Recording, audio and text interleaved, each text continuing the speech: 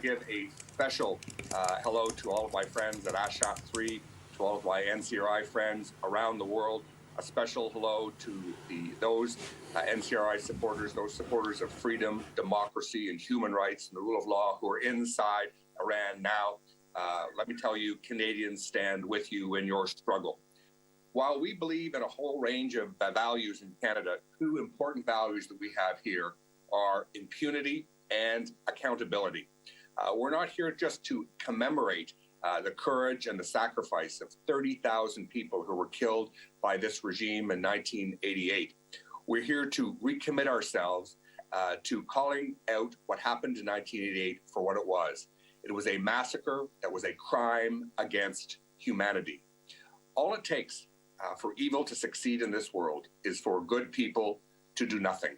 And that's why it is so essential that we call it out for what it is and that we seek justice for those courageous people who gave their lives in the fight for a better Iran. There's no doubt that the executions that took place in 1988 were purely based on a fatwa from the Ayatollah, targeting political prisoners, 90% of whom were affiliated with the MEK and now NCRI.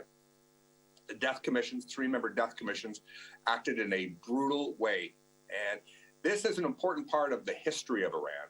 But let's be very clear, it's not all about history. It's about things going on today, because far too many people who have blood on their hands have continued to have roles as prosecutors, as judges, and as senior people in the government of Iran.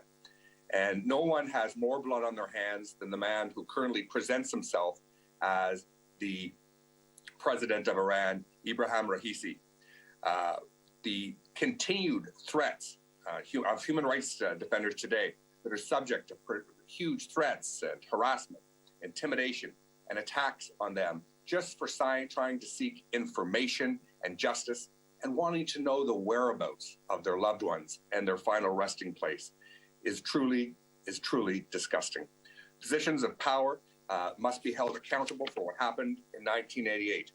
And the failure of the international community to confront this can be resolved by the United Nations, by the European Union, and like-minded friends and allies of the Iranian people to go after those that are accountable. Because if we fail to go after them, they will only be emboldened to do it again.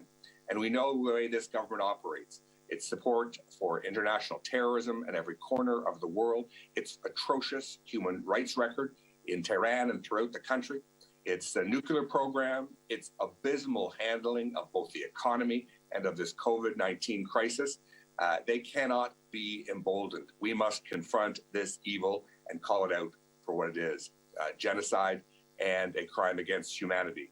And we must not let Raisi show up in any international forum where he doesn't face accountability for what happened in 1988.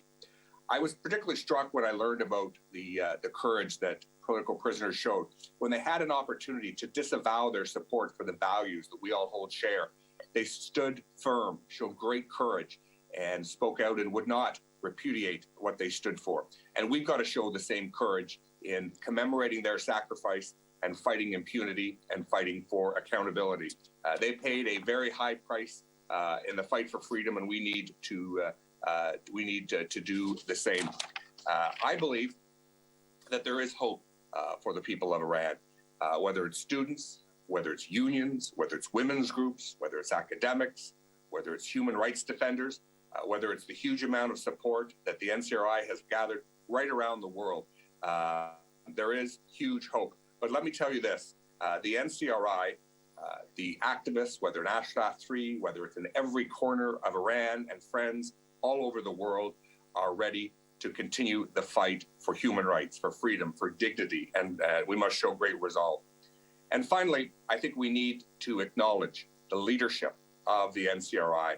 Madam Rajavi, we pay homage to you. We pay homage to your 10-point plan to change Iran. We pay homage for your leadership in fighting for impunity and for accountability. We pay homage and for your courage in the fight to hold the mullahs accountable, to hold those who were involved in the death squads, those involved in the crime against humanity accountable.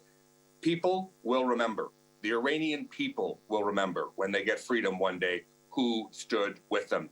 And Madame Rajavi, I am so thrilled to join Canadians in so many different walks of life, so many different political parties who come together to join you in your struggle for the values and agenda that you have put forward. Let us recommit ourselves to fight Raisi. Let's recommit ourselves to push for against impunity and to fight for accountability. And let's hope that one day we can all meet in Tehran, where the Iranian people can reach their full potential and live in a genuinely prosperous, free country. Thank you so much for having me, for visiting from Canada. I salute all of you, particularly all of my friends at Ashraf 3. Thank you very much. And again, greetings from Canada.